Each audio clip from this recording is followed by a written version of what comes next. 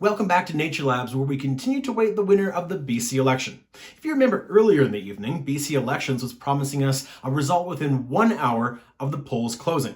Well, it's been a few hours, and still no results. Yes, it's a very close race, but there's a new fandangled electronic counting machine. Apparently, it's still susceptible to people forgetting their passwords. So, meet the new boss. Same as the old boss. It's going to take a while. Stay tuned. But one thing's been pointed out on the news, including by Sashi Curl, who's one of your teachers on Nature Labs, is that the winner of tonight's election might not win the popular vote.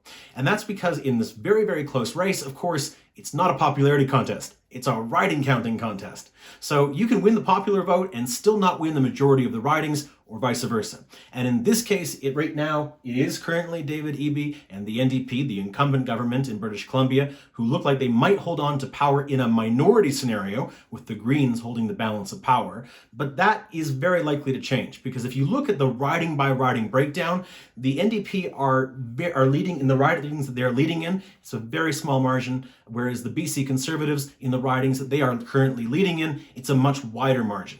If I had to bet right now, based on the data currently available, which is still relatively incomplete, I think the BC Conservatives hold the edge. Yet, as Sashi's pointed out, the BC NDP will likely win the popular vote. Again, it's a quirk of the first past the post electoral system that we use in British Columbia and, of course, across the country.